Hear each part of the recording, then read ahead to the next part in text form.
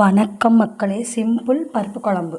அதுக்கு நான் கிண்ணத்தில் கொஞ்சம் பருப்பு, அதில் தக்காளி, சீரகம், மஞ்சத்தூள், பெருங்காயத்தூள் போட்டு வேக வச்சுக்கிட்டேன்.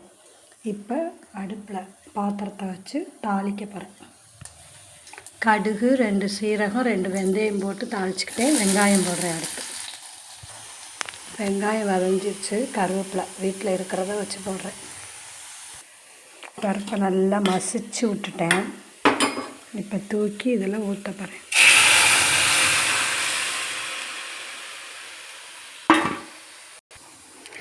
இதில் கொஞ்சம் சாம்பார் தூள், மல்லி, மிளகாய்த்தூள் போட்டேன். இதில் கொஞ்சம் தேங்காய், சீரகம் தட்டி போட போகிறேன். இதில் கொஞ்சோண்டு தேங்காய், சீரகம் போட்டு தட்டி அதில் போட போகிறேன். வாங்க, தட்டின தேங்காய் இதை போட்டு ஒரு கொதி இறக்கிட வேண்டியதான். மல்லி செடி இருந்தால் மல்லி செடி போட்டுக்கணும். சூப்பர் டேஸ்ட்டாக இருக்கும். நீங்களும் ட்ரை பண்ணுங்கள்.